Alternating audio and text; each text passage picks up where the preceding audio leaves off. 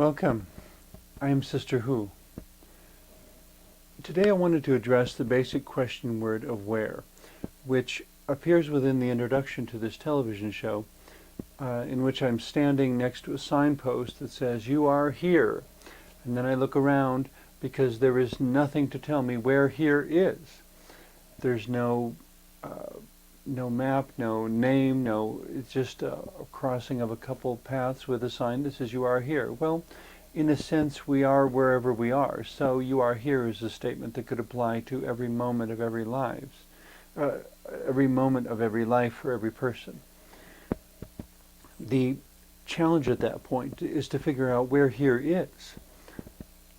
And there's so many different ways we can interpret the question word where, that it's much more than just naming a geographical location. It could, well, if you're naming a geographical location, you could use a common name.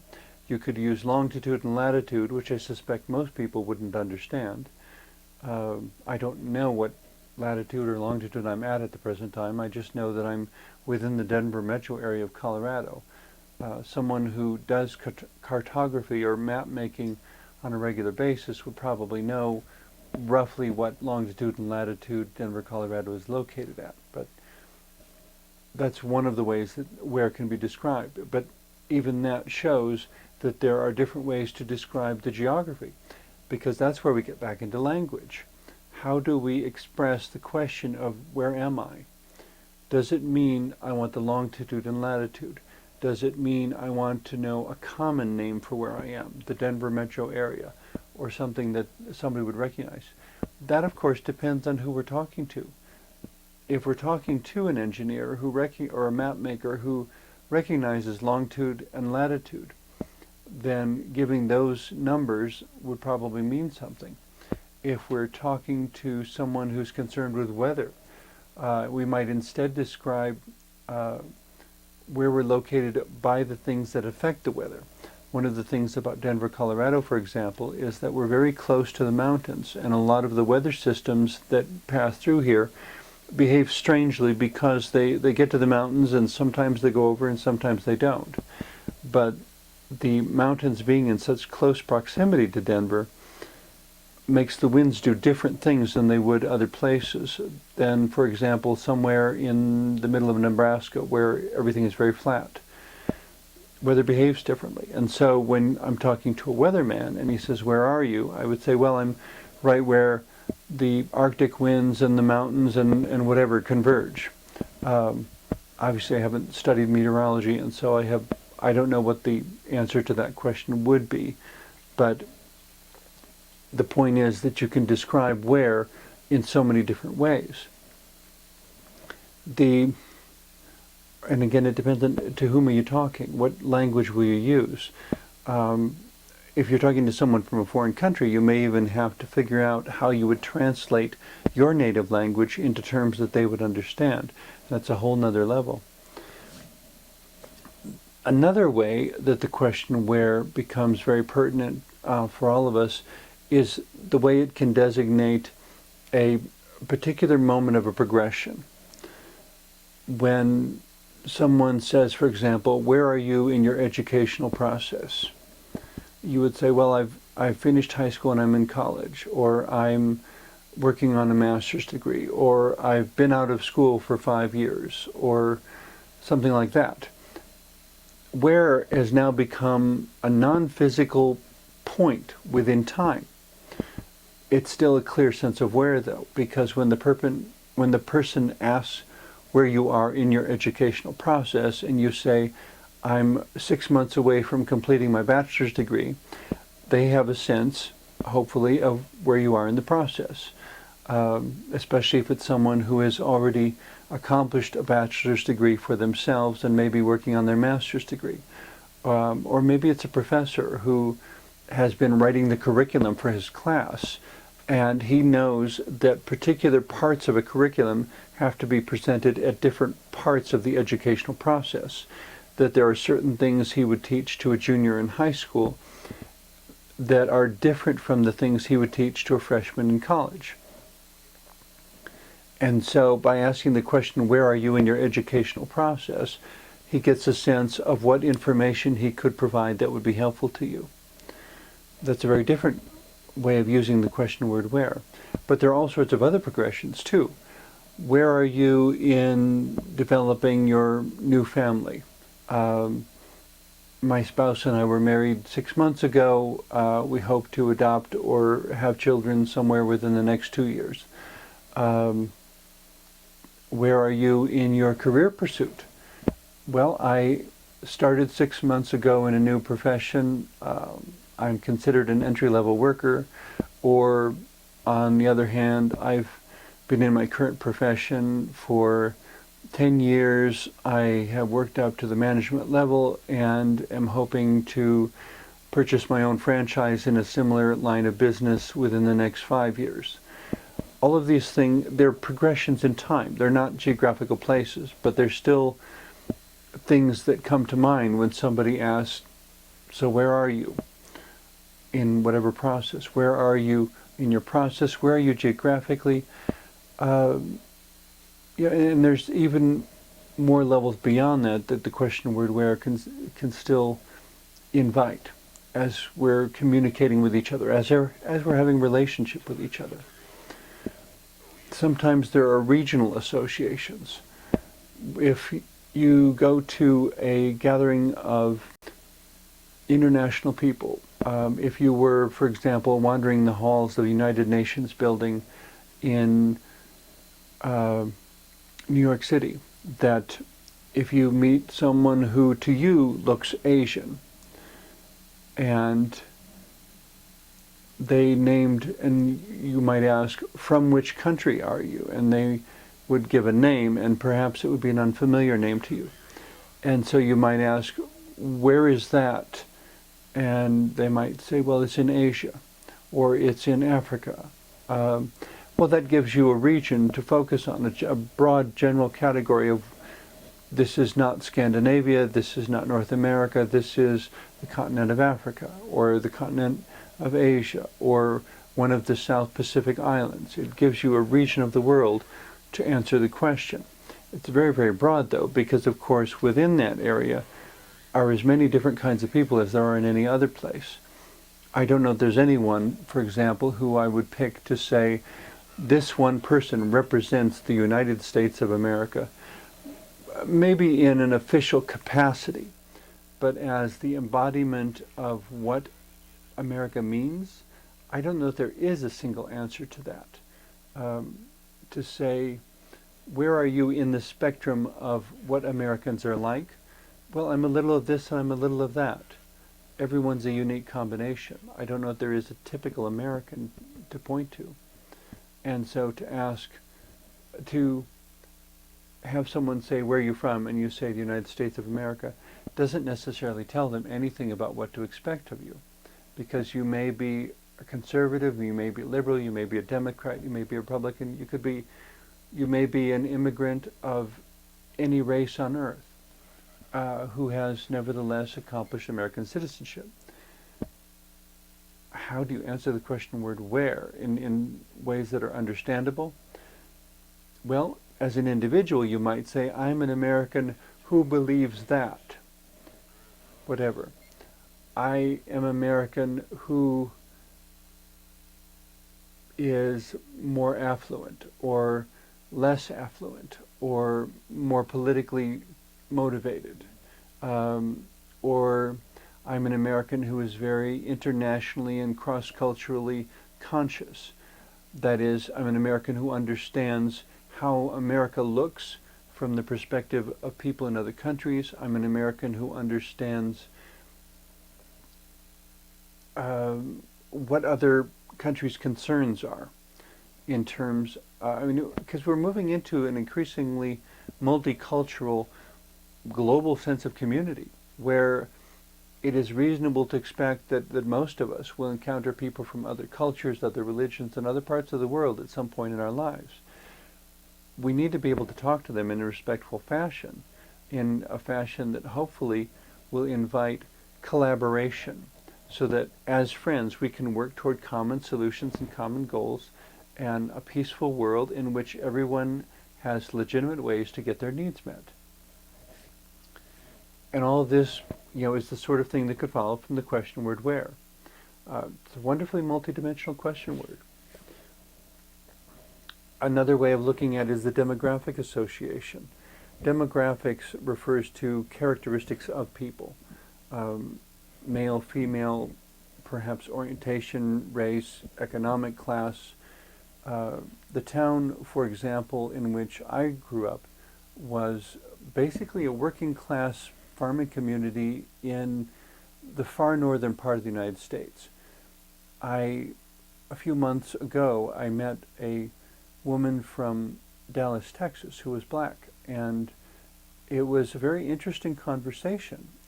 She had never heard of white people who weren't rich, and the town in which I grew up, I got to meet people who were black. I didn't really have any problem with them because I've always functioned on the belief that a person is a person is a person is a person, and that no individual is the embodiment of a category.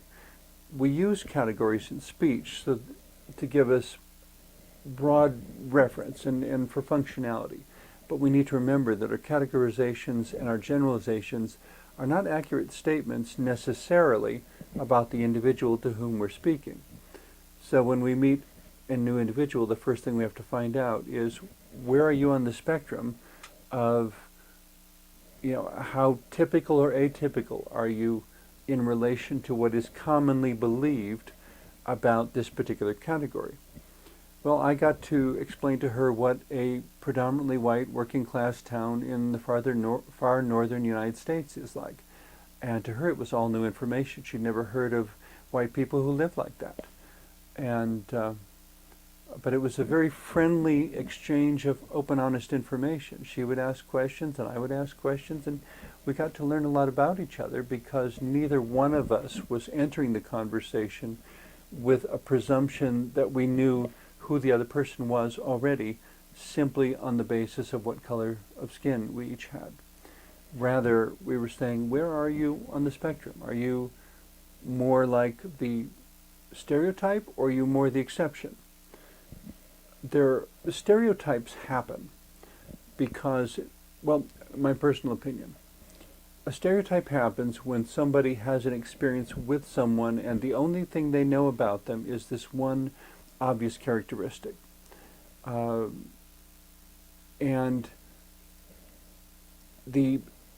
it's, I suppose, a human tendency to slip into taking that experience and generalizing it to everybody else. Example, if I go to a store and I can't find the item I want, and a clerk comes over to help me find what I want and is very helpful and friendly and wonderful, and he happens to be Asian, I could then walk away from that saying, wow, Asians are really nice people. They may or they may not be. Any race may or may not be, because every race includes good examples and less desirable examples, poor examples. The Asian man I met was in that hypothetical instance, was very friendly, wonderful person, completely respectable, someone it would be presumably great to have as a friend. That where it becomes a stereotype is that having met one person, I now expect every other Asian person I meet to be like him. That's one source of a stereotype. An additional source of stereotypes, which I guess is, well, not I guess, it really is more questionable.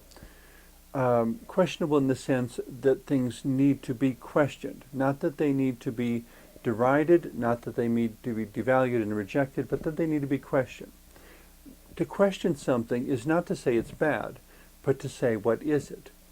When you say, where is someone from, and they name a place, and you've heard some things about that place, but it's reasonable to think that not everyone in that place is the same, so that there will be some people from that place with whom you could be great friends, and some people from that place with whom you really wouldn't get along well at all. The problem of a stereotype is taking one instance and projecting it onto everybody else you haven't met before, and expecting them to be like him or her. whatever that one example is.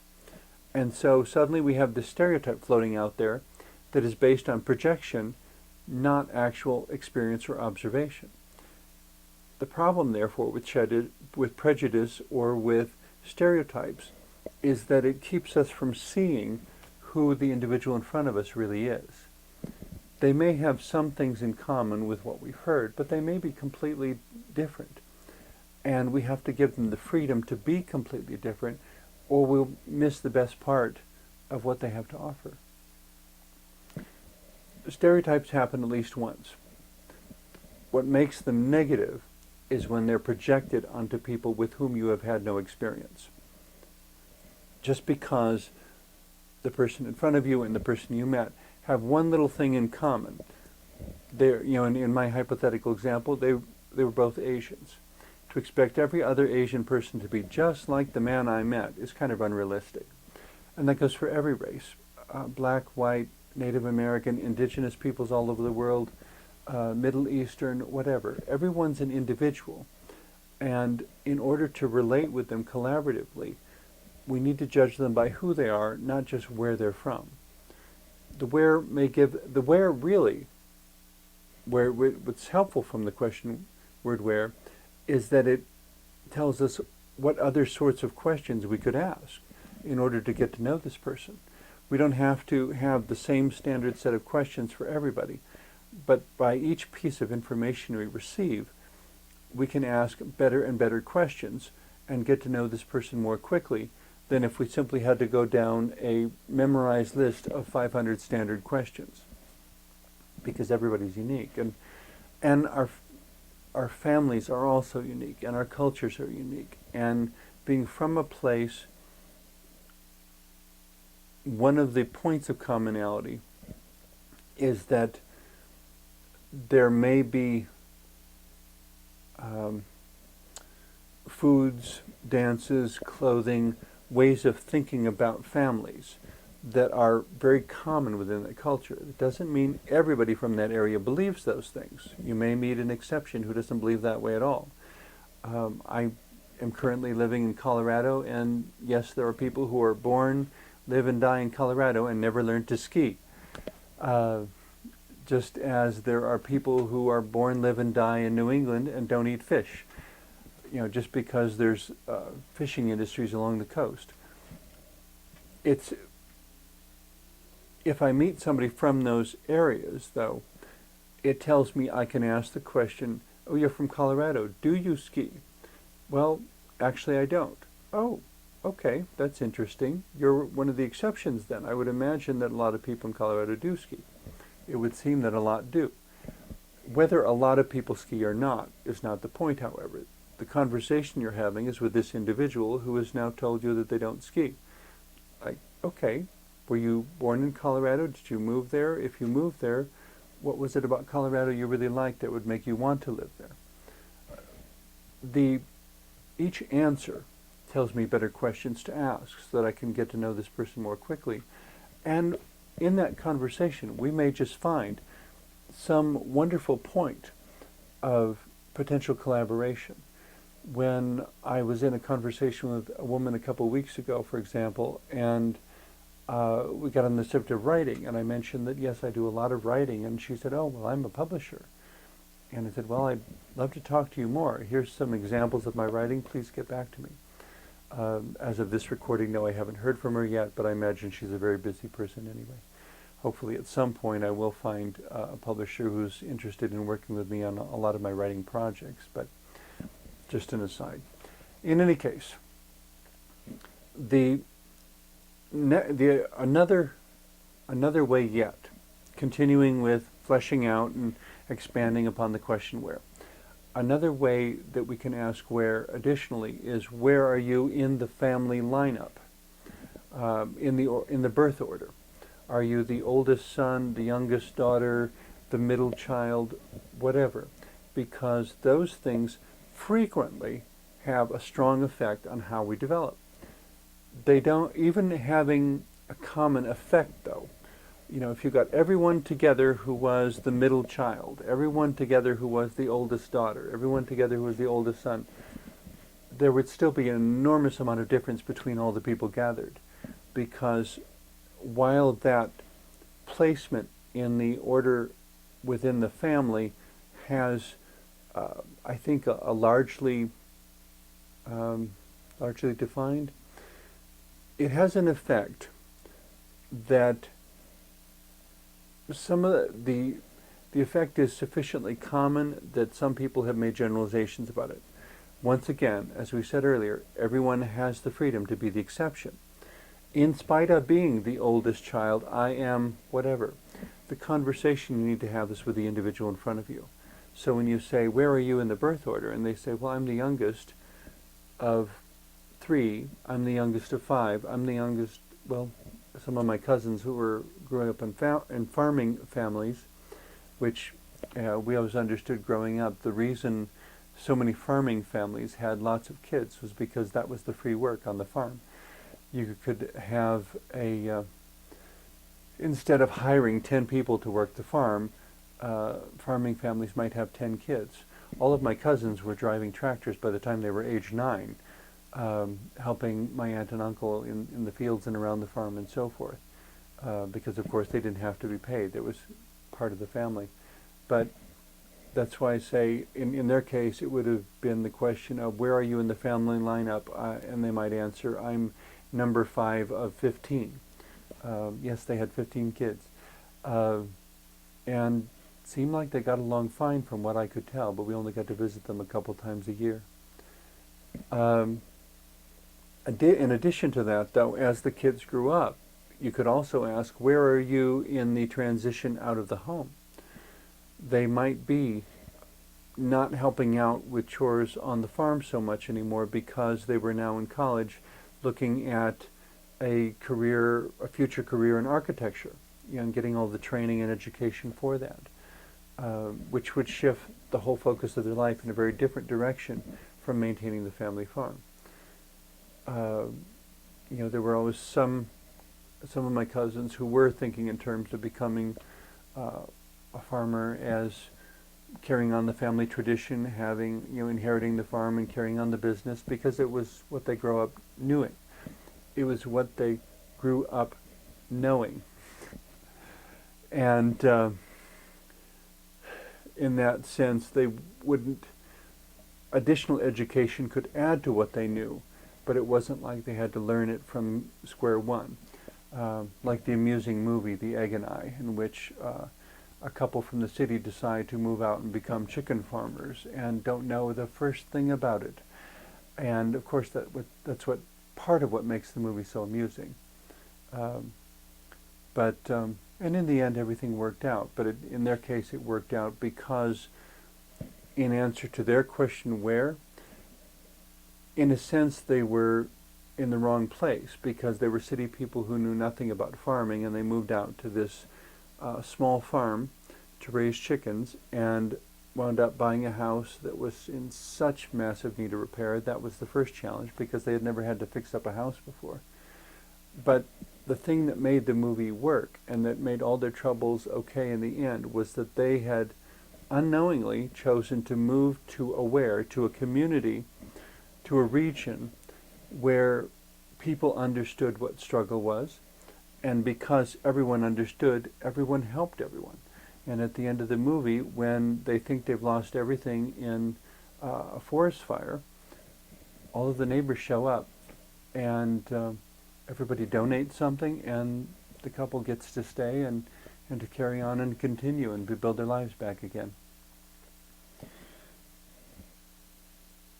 That's a very significant where, to know whether you're in a safe neighborhood, whether you're in a supportive community, whether you're someplace where you should not walk alone on a dark street at night, or whether you're someplace that you can walk your dog at 11:30 p.m. and have nothing to worry about. And there are neighborhoods of both extremes and everything in between, obviously, all over the United States. And so in that sense, answering the question where becomes very important, because your physical safety may be at stake. In an additional wrinkle to that, of course, is if you happen to be what's sometimes referred to as a marginalized population. If you're a transgender person, if you're gay, lesbian, an immigrant, an older woman, elderly at all, if you're in certain neighborhoods, certain groups of people get targeted for criminal activity more than others. The criminal statistics for transgender people are astronomically higher than for any other group at the present time. It seems as that's the other question. Where in time are you? Are you living in the 1950s? Are you living in the early 2000s? Are you living in the 1990s? Each of us is born into a time and place, both of which could be answered by the question where. By living in the time we're living, we get to experience multicultural stuff that 50 years ago wasn't available to most of the people in the United States. We also live in this transitional time in which things are getting better, and more of the groups I've mentioned have freedom to simply be themselves than they had in the past. But there are still many places where it's not as safe as it should be, as it hopefully someday will be, for them to simply be themselves and get on with their life and not worry about somebody else's approval. If we were put in the world to approve of each other, I'm not sure that even the first civilization would have ever been created, because there's enough differentness between any two people that we always find something to argue about. It's not bad that we argue, but it would be better if we could learn how to argue intelligently so that we could pull out of that addressing of conflict, pull out of that a better collaboration. That because I understand you a little bit better, I know when to help you and I know when to ask you for help. And you can know the same things about me. In any case, there's so much more that we could talk about with the question word where. Where are you on the spectrum of ideologies? Where are you in the pursuit of your dreams? All of these answers are dependent upon the context around them. We can't answer the question where without first figuring out what's around us, without looking outside of ourselves to see who's standing there and really listening to them, to see where we are in time and having some understanding of all the historical forces that have shaped the place where we are, so that we're sensitive to being grateful for what others have sacrificed in order to get us that far.